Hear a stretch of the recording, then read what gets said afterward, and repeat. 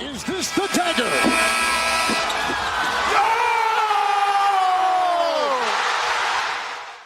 Welcome back to David Docker, NBA Friday, episode 3. Last week went like 26 minutes long, talking about like each game briefly. This week I'm just going to go over the standings through the first like week and a half, 2 weeks. Because last week it was through one game, but now every team has played 4 or 5 games. So we have a pretty good sample size. I'm just going to talk about what we've seen briefly about each team. I'm going to go West 15-1. East 15-1. Let's do it. 15th in the West, the Utah Jazz. Young team, not really expecting to win a lot of games. Like their lone veteran presence is like Jordan Clarkson and Lowry. But yeah, I mean besides that, like you got guys like Colin Sexton, Kante George, Cody Williams, Patty Mills is also on this team. But then you got like Jason Preston, Kyle Filipowski, Walker Kessler, Johnny Juzang, Shima Kyluk, a lot of these young guys. And yeah, I mean, they got, what's the phrase? Was it a fool's bounty? Whatever. They got the insane amount of picks from the Rudy Gobert trade. So obviously they're building for the future. Like they got rid of Donovan Mitchell, they got rid of Rudy Gobert.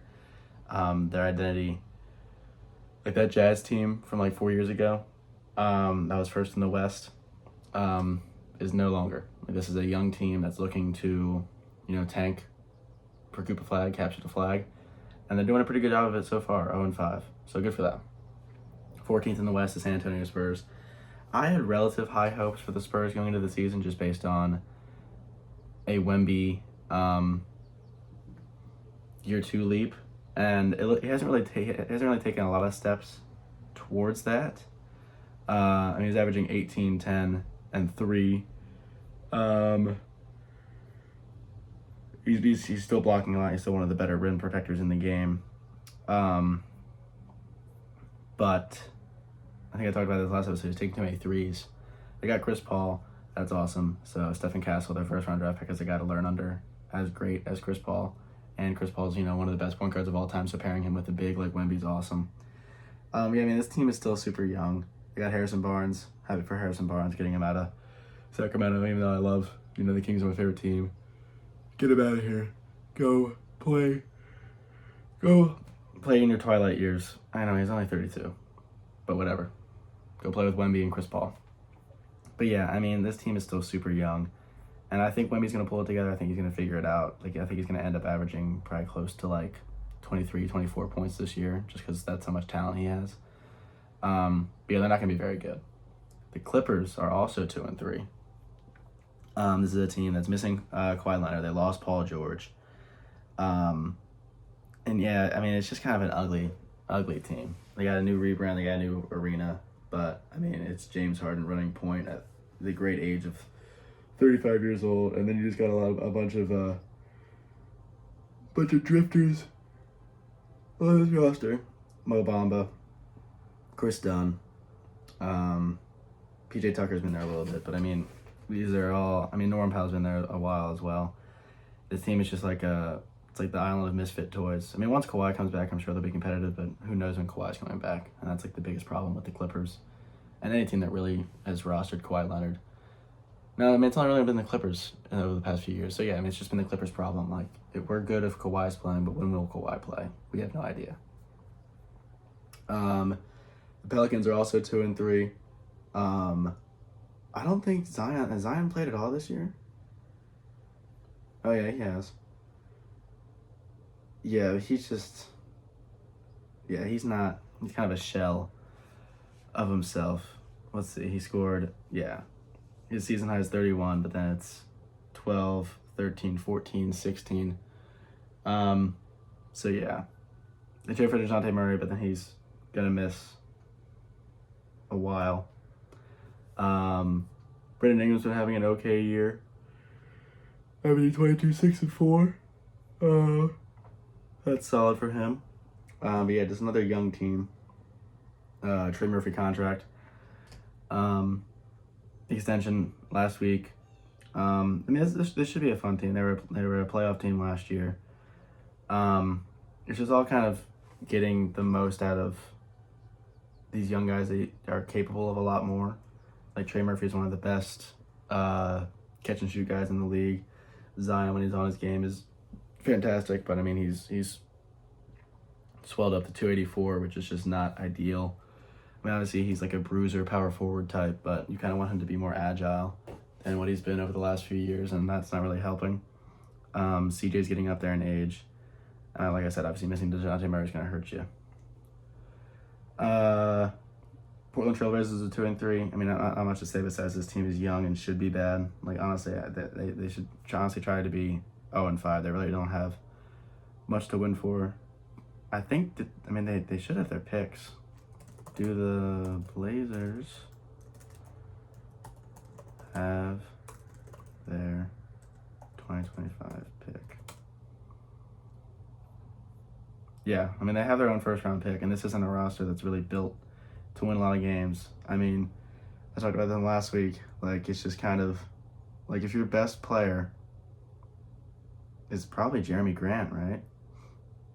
Or maybe Anthony Simons. Like, that's just not a good sign. This is just a team full of a bunch of young guys that are capable of a lot more, but it's just kind of a Modge Podge of whatever. This team should not be trying to win games. They should be trying to lose games to make it look good.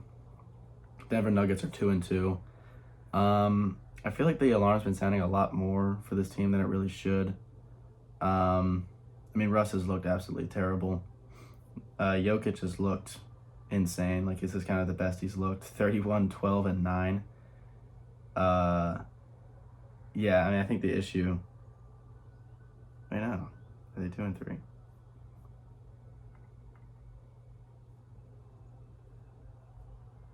Well, yeah, they're 2-2. But yeah, I feel like the alarm's been sounding a lot more for this team than it should. As long as any team really rosters Nikola Jokic, they're going to be good. I mean, you saw it a few seasons ago when they were missing Jamal Murray and Michael Porter Jr. Like, he lugged Aaron Gordon and Campazzo to the playoffs, and while they didn't succeed in the playoffs, like, he is one of those types like LeBron, where obviously they bring different things to the table, but they're able to elevate the talent around them. So I'm not really worried about the Nuggets. I know a lot of people have been noting a lot of the negative body language and such with Jokic and the rest of the guys on the team, but I think that's just kind of the early season woes, and I'm sure they'll figure it out. The Grizzlies are 3-3. Then they played 6 games. It should be a fun team. Obviously, the disappointing year last year, but I mean, you get to draft Zach Edey, you get John Morant back, and you get the following year after. You get to see Desmond Bane's breakout year last year, and now you get the following year. That's what I meant to say. And this team is built to be pretty fun. Ja, obviously, Jaren Jackson Jr., Zach Edey, Brandon Clark, Desmond Bane. Marcus Smart has not really played that well this year. But yeah, this team should be fun. As long as they get, like, D-point candidate Jaren Jackson Jr. I mean, Edey's just kind of a big guy down low that is like a lob threat kind of type. Santi Aldama, same sort of thing. Desmond Bane, one of the better shooters in the league. And then you got Ja, one of the most exciting players in the league. I think this team should be fun. The West really is kind of stacked. Like, the last, 3 teams I read, it was 11 Trailblazers, 10 Nuggets, 9 Grizzlies. Like, it really, I think the Thunder are going to win the West, and then you can honestly just, roll dice, and then it'll be 2 through 10. And honestly, I would buy into any of those being possible. My Kings are 2-2. I mean, not a lot of negatives from our 2 losses to the Lakers and the Timberwolves. Like, we lost to 2 good basketball teams, and then we beat pretty handily the Blazers and the Jazz, 2 bad basketball teams. I think our offense looks great. Sabonis is looking insane. And, the 3-headed monster of DeMar, De'Aaron, and Sabonis has looked really scary. I think Keegan Murray's been playing a lot of good basketball. Keon Ellis is getting minutes again, finally. Like, he got, a healthy scratch against the Lakers in that game that we, blew a 21-point lead. But in his last game, he had like 3 blocks and 2 steals. Like, he's just an absolute beast. One of the best perimeter defenders, just overall defenders in the league. I would love to see him get like 20 minutes a game. Honestly, I want to see him starting over Kevin Huerter. But then again, Kevin Huerter's also been playing some pretty good basketball. So yeah, I think we're gonna be just fine. It was a rough first 2 games, but then looking at the Timberwolves and the Lakers, I'm like, okay, these are good basketball teams. Going on to the Timberwolves, obviously trading Cat a few weeks before the season started. Julius Randle's been looking good. Ant's been looking good. This is like another, like, he's averaging 30 points. This is like, last year was like his breakout. And then this is like, oh yeah, like, you know, this is like the summer of Ant Edwards, I feel like, you know, his time in the Olympics, his run with the Timberwolves in the playoffs, and now, you know, he's the man. I love Ant Edwards, and I'm happy that he's getting the hoop like this. And then Julius Randle, averaging 23, 7, and 5. Obviously, you know, he scored 33 points against my Kings, but I mean, he's been looking good offensively. Getting him out of the spotlight in New York, I think, is good because he's one of those players that I feel like shies away from the big moment. Like, he's kind of disappeared in the playoffs, and it's just kind of been his issue with Knicks fans, at least. So it's good to see him in Minnesota, performing well. The Mavs are 3-2. Klay Thompson looks good. Lucas looks like one of the best players in the league. They kind of brought back, for the most part, their roster from their finals run last year, just adding Klay Thompson, which, I mean, it can't really hurt with, you know, adding that type of shooting and defense to the offensive monsters of Kyrie and Luka. That's always going to be good. Lakers are 3-2. JJ Redick looks like a great coach. He's doing a lot more than Darvin Ham ever was. LeBron still looks good in year 22. Anthony Davis is playing good basketball. Dalton Knecht looks good. Like, they're actually running sets as opposed to what Darvin Ham was just being like, hey, salute, you're playing aggressive, hands in his pockets. Like, Redick is actually being an assertive coach, which I appreciate. Even though, you know, I appreciate it in like a sense of being a basketball fan. I'm not, obviously, I don't want the Lakers to do good. I'd rather the Lakers be 0-5. But I digress. Rockets are 3-2. I really don't think they should hold. But I mean, who knows? You know, you've seen young teams like this. Just kind of like, maybe this is like a last year's Thunder light. Like, I mean, this team is really just run by Jalen Green, Amin Thompson, Jae'Sean Tate, Cam Whitmore, Jabari Smith Jr., Tari Eason, Alperen Sengun. Like, this is just a very young core and Reed Shepherd with guys like Steven Adams, Fred VanVleet, Jeff Green, like all these, Aaron Holiday, all these vets sprinkled around to kind of keep the glue together. And I think, you know, I could see this team being a top 6 seed, but that would be, you don't really see many greenhorn teams like that have a full season of that sort of success. Warriors are 4-1. This is very surprising. But Steph's out for like a week and a half. Kuminga is looking all right. Like, I've seen some clips of him hooping, but then again, it's just kind of inefficient hoops. But it's cool. It's kind of cool to see, even though I hate the Warriors, it's kind of cool to see this team's identity shift after losing Clay. I mean, you get a guy like Buddy in there. Wiggins has been playing some good basketball. And they have, you know, a lot of these young guys over their drafts in the past few years, like Podziemski, Moses Moody, Kevon Looney. I mean, Looney's been on the team for a while, but Trace Jackson Davis, Gary Payton II.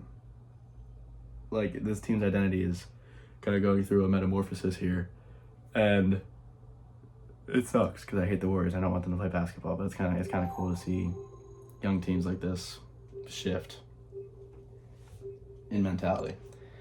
Suns are 4-1. This is kind of like, you're kind of seeing the Suns team that we kind of should have been seeing over the last few years, just based on the fact that they're rostering Devin Booker, Kevin Durant, and Bradley Beal. But yeah, I mean, Ryan Dunn looks great. One of the steals of the draft. UVA vet. Let's go. Yeah, I mean, not really much else to say about besides that. And then the Thunder are 4-0. Obviously, like, they're the best team in the West. That's not very surprising. On to the East. I need to pick this up. I'm already going longer. Pistons are 1-4, young team. I was kind of expecting them to play a little bit more better basketball, but they're a fun team to watch. They have a lot of fun players: Jaden Ivey, Kate Cunningham, Jalen Duran. I like those players a lot. The Bucks are 1-4. Doc Rivers is a terrible coach. Darvin Ham being there can't help either. The lack of Giannis and Dame chemistry is kind of coming to the forefront, and yeah, it's just a poorly run team. Like there was a clip yesterday where the Bucks just kind of let the Grizzlies walk the dog and run the clock out for like 15 seconds, which is like, what the hell are you doing? Raptors are 1-4, young team. Just kind of let the young guys hoop. Grady Dick's averaging 20 points per game. They're gonna miss Scotty Barnes for like 4 or 5 weeks. You have this core of Barrett, Quickly, Davion Mitchell, Scotty Barnes, and Grady Dick. Like that team isn't built to win. It's built to kind of develop, and then they're doing that. Like I said, Grady Dick's averaging 20 points per game. That's a great sign. Sixers 1-3. Joel Embiid is out. Paul George is out. Tyrese Maxey can't do everything. Just kind of ugly hoops right now. Not much else to say, really. Besides that, you want to get PG and Joel Embiid back. They should be doing a lot better. Pacers are 2-3. I remember watching their run last year. I'm like, damn, this is kind of like the 2021 Hawks when they went to the Eastern Conference Final. And now we're kind of seeing the year after the 2021 Hawks where they kind of regressed immensely. This team, at their best, you've seen their offensive firepower, but then again, this is also a very young team. And yeah, I don't expect them to kind of keep playing at this pace. Like I think they're going to end up being a top 6 or 7 seed because I think that's what they're capable of. But I'm not really surprised that a team so dependent on, because with these teams that are dependent on explosive offenses, if they can't hit their shots, they're not going to win basketball games. And that's not the case for every team. Like there are teams where, like the Celtics, like they're built in a way where they can go they can go like 40% from the field and still win just because they're built in a defensive minded way, and they still have a lot of offensive killers where they can lock it later in the game. And I don't think the Pacers are built like that. Nets are 2-3, ethical tanking. They should honestly, they're trying to lose. They're trying to get Cooper Flag because adding Cooper Flag to a young core of Cam Johnson, Dorian Finney-Smith, Cam Thomas. Even though I think Finney-Smith and Johnson are gonna get traded, you want Cooper Flag. If you're a team built like that, like the Nets, like the Blazers, like the Pistons, like you're gonna want to tank, and you're gonna want to get one of the best draft classes ever coming up. Hawks are 2-3. Hawks 2. It's not a very good basketball team. Trae Young's been looking good, but not a lot of positives coming out of their other young guys. Yeah, Trae's averaging 28, 5, and 11. Like that's bonker balls. But then his supporting cast around him. DeAndre Hunter's been looking good. 18, 6, and 2. I love to see that. I love DeAndre Hunter. Jalen Johnson's kind of taking a step back.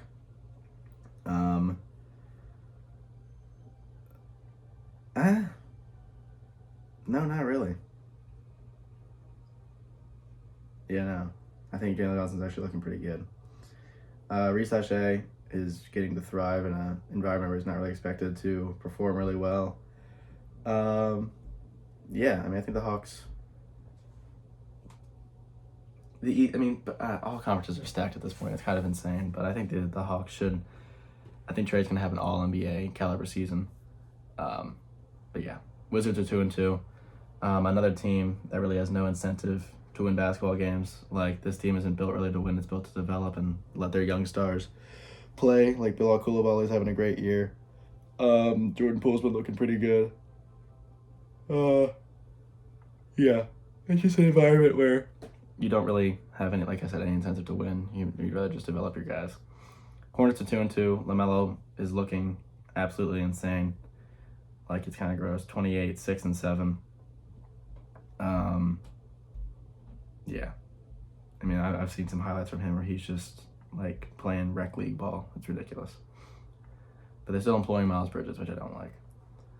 Miami Heat are 2-2. Yeah, just kind of a weird year so far for the Heat.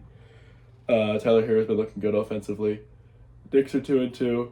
After that really rough loss to the Celtics on opening night, they kind of figured it out. Cat had that 40-point game a few nights ago. Mikal Bridges' shot looks normal, so that's good. Magic are 3-2. They're my pick for Coach of the Year, Jamal Mosley, but they just lost Paolo Banchero for like a month and a half, which really, really sucks. But I think they still have a lot of young talent around them where they can kind of maintain a pretty solid record over that time, and hopefully they can get Paolo back and they can keep it moving and get like a top 5 or 6 seed. Bulls are 3-2. Zach LaVine is playing some really good basketball. And they're letting their young guys hoop, which is great. Celtics are 4-1. Only loss coming to the Pacers, which they almost came back and beat them in that game as well. But yeah, I mean, they're still the Celtics. Like, even in losses, they look insane. And the Cavs are 5-0. New coach Kenny Atkinson. DG's looking good. Mobley's looking actually really, really good. Mitchell still looks like one of the top shooting guards in the league. That team's scary. I like the Cavs, so it's good to see them hooping. But yeah, that's all I got. NBA Friday. Go Kings. Light the beam. Like and subscribe. Peace out.